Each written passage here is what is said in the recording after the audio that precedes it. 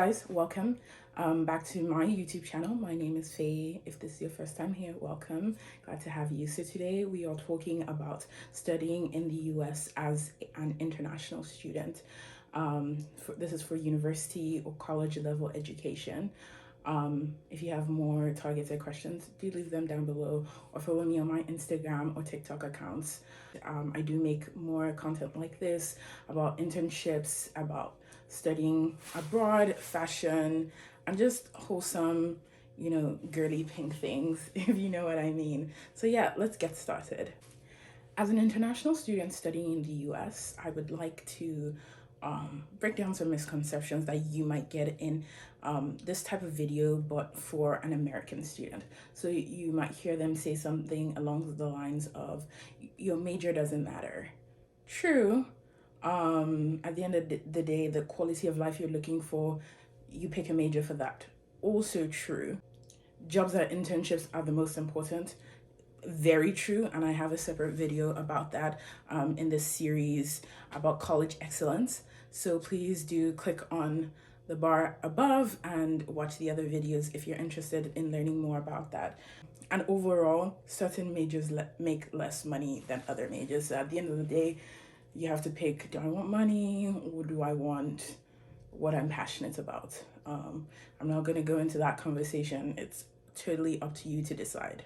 So let's get started. Now, the first thing I would recommend for you when you're picking your major is to set your expectation according to the quality of life you envision for yourself. So like if you want a really good starting salary out of college, you have to pick a major that meets that aspiration. The majors that pay the best, everybody knows, is typically STEM, or not even about STEM. It's more about niching down in a major that is relevant in 2022. So what do I mean?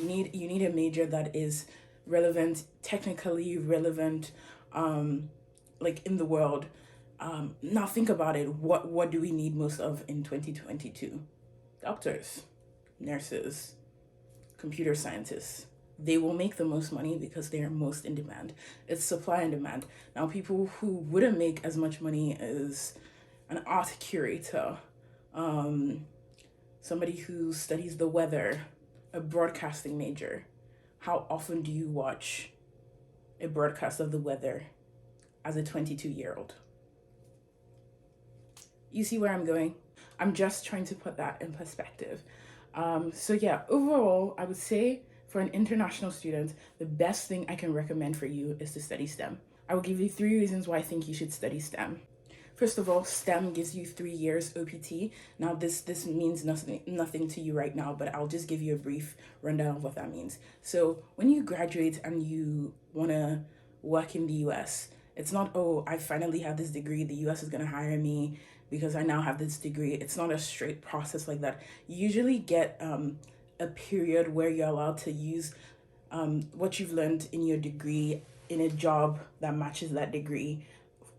Usually everybody gets a year, but only STEM gets 2 extra years. So that means you get 3 years in total. So that gives you 3 years to get sponsored for a visa. So if you want to stay in the US even longer than 3 years, that would be possible. But imagine if you only had 1 year. You would finish your major, have to find a job in that major, and have to get sponsored all in that 1 year. The US H1B system is a lottery system, so there's no guarantee that you'll get it in your first year.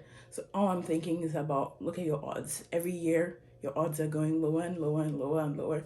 So at the end of the day, there's some majors that are cross-listed as a STEM and as something you would be interested in, but for the most part, it's STEM majors that get this benefit. And so that's the first reason why I recommend STEM for most international students. The second reason I recommend you do STEM is because of the earning potential. Most people who come here, I believe you're coming here obviously to get a better education and also to have a better quality of life, or something of that sort. You want the opportunity to be able to open doors for yourself, even if you decide not to stay in the US. And the jobs that transfer across nations are STEM jobs. Like, obviously you can work in HR here, work in HR in the UK, but you also have to remember what I initially started with, supply and demand. How many people are looking to do HR jobs here? How many people are looking to do HR jobs in the UK? More people are trying to do those type of jobs, so they're less likely to hire in. And third reason is that there has been a rise in the demand for STEM. So most countries have a deficit of the people graduating with STEM degrees every year and are actually working in STEM careers. So you can always see in the news, Silicon Valley is always complaining that they have to keep on increasing their base salaries. Why? Because there are less and less people who are studying computer science, who are studying data engineering, who are studying electrical engineering, those sorts of majors. And because they know they need to attract the best quality applicants, they have to increase their salaries. Now, there are other jobs where you can make a lot of money straight out of college, but you also have to remember the competition. How many people are trying to do those jobs? For example, investment banking. Everybody who studies finance wants to be an investment banker. It's the creme de la creme type of job that every finance major wants to get into. But how many people actually can get in? You see, supply and demand. More people want to get in, less chances of you getting in, especially when you have an extra step in your application process if you get accepted. Not saying that you cannot, I'm just saying erring on the side of caution. We don't know what it's going to be like in 4 years when you graduate, or in 2 years when you graduate. For all we know, they might say that they're not taking people in finance companies, international students into finance companies anymore. I'm not claiming that that's what they're saying. I'm just saying we don't know. The laws change. So I'm just going to describe overall what I mean by STEM. So obviously STEM is an acronym. So S is sciences. So we're talking about pure sciences, chemistry, biology, physics. So you could decide to be a lab technician. You can decide to go to medical school, dental school. You could decide to work in a pharmaceutical. These are all viable and very lucrative jobs that you could do. And if it's your area of passion, it could be a really enjoyable career prospect for you. It's also very important to know that there's nursing. There's always a demand in nursing. And also these skills are transferable to whatever country you end up moving to, or even if you end up moving back to your home country. These are very respectable jobs and very respectable careers. So just having that mindset, so to speak, when you're thinking about what you want in the future and what works best for you and what you might want to major in. Now, obviously T is for technology. Technology is the future. Every year there's this new technology boom. Something is happening. Fintech, computer science, data science, cloud engineering. There's always something new because data is the future. We all live our lives on our phones and our computers, and we have to learn how to filter that data, make it usable for these companies to market products to you. There's so many ways to talk about this. As you know, I'm a data science major, so I highly recommend computer science, data science. It's valuable. It's not going anywhere. It's getting bigger. Data science has one of the biggest demands for jobs in 2022. That is great. As somebody who's a data science major looking for a job, I will get hired. That's having that sort of mindset. Next, obviously, is E, which is engineering. Now, I want to err on caution. Not every engineering degree is equal. I'll say that again for the people in the back. Not every engineering degree is equal. The ones I highly recommend are big data engineering, computer hardware engineering, aerospace engineering, systems engineering. See the trend that I'm going for? Computer-based, technology-based. It allows you to cross discipline lines so you're not boxed in. Next, math. The M at the end of STEM is math. And so this is mainly statistics. I mean, you can also go into other disciplines of math, but I would also say under this bracket is economics or econometrics, which is basically the statistics of economics. And so because of that, some colleges are allowed to cross-list their economics majors as a math major, which allows it to be a STEM. You get? Like my college. So my college allows me to list economics as a STEM.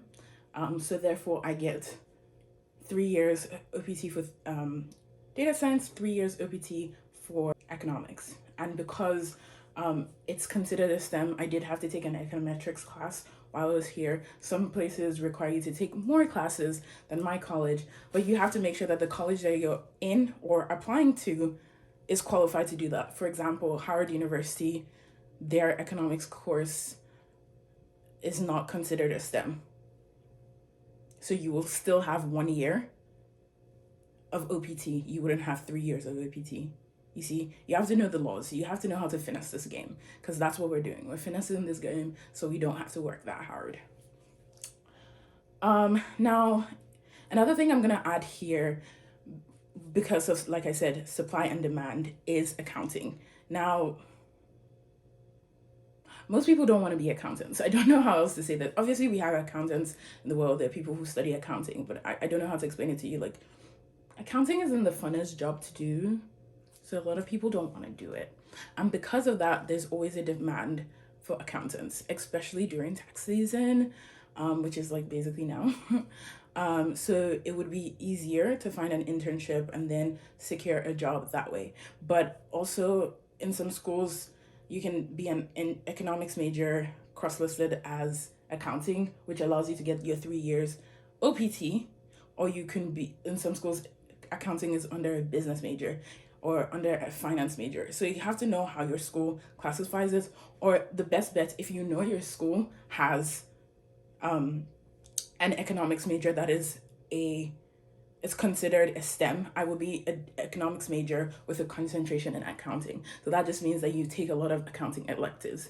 And so you're able to work, and because finance, like accounting is in finance and is in economics, it wouldn't be considered you not fulfilling that requirement placed by the US government. And you'd be able to be an accounting major and work for 3 years. I know some people will ask, is finance considered a STEM? Finance is not considered a STEM. Like I said, if you have any questions, put them down below, or follow my Instagram, TikTok. We can chat some more.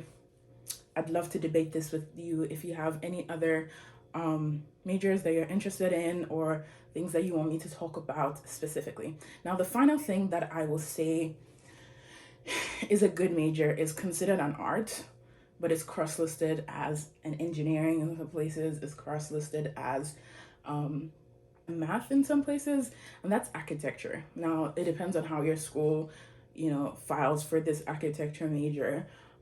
That's how it's going to be listed, so you have to be careful about that. I say that again.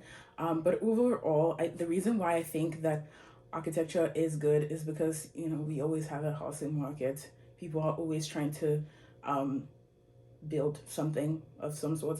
But I would say, if you're going to be an architecture major, make sure you specialize. Now, I believe that as an architecture major, you can't be a fully fledged architect with a bachelor's degree. You still have to get a master's. So that's why I also recommend architecture, because it has that extra education, which makes you more marketable, because you have a bachelor's degrees these days are the baseline. You're a basic bitch, apparently. Now you're a bad bitch if you have a master's. You get it? Yeah. So that's why I recommend architecture. And like I said, there are different specializations under architecture. So you can be like an industrial type architecture major. You could be a more contemporary architecture major. And I'm just gonna end it with this. It's fun to say that you are passionate about something, but ask yourself this: how often can you do what you're so-called passionate about and still enjoy it? Like, I have a lot of passions aside from in fact, what I'm studying and what I'm majoring in, I wouldn't necessarily call it my passion. Like, what is my passion? To be a polyglot, speak like 6 languages, be a translator, travel the world, be a housewife. I just had to put that in there. I'm just joking. I have a lot of interests. I like traveling. I could say I want to be a travel blogger, but that is something that you have to do when you are more sustainable. And what do I mean? Like, for example, I'm Nigerian. The Nigerian passport weight is worth shit. So every time I want to travel to a different country, I need to get visa. I need to prove that I'm not a terrorist. I need to prove that I'm not a scammer. You know, so these are the benefits of trying to assimilate into another country and potentially get the, you know, green card. These are my reasonings behind it, and as a result, I have to think what makes this process as easy as possible, which is the key word here. The best major for an easy transition into whatever country you're trying to live in, long term, short term, to gain experience or not to gain experience. Now, I understand that, you know, you're probably at the beginning of your journey and everything I'm describing seems like far removed from you. But trust me, 4 years goes by really quickly. And very soon, you're going to be scratching your head and you're going to be sweating, asking yourself, what the hell have I done? I can't find a job. And this is what the series is about, teaching you how best to navigate that world. And so you can get a job, and you can get a job easily. It comes to you. You don't beg for it. You see what I'm talking about? That's the fun. Yeah, so if you like this information, give me a thumbs up. I really appreciate that. That helps push my content out so more people can see it. If this information was helpful to you, please forward it to somebody. It might be helpful to them as well. And yes, please, again, go ahead and subscribe down below, that red shiny button. Click the bell button so you never miss when I upload, as well as my other social media accounts. I'm gonna put them right here. Please. I said I don't beg. Thank you so much for joining me. Hope you enjoyed. Bye.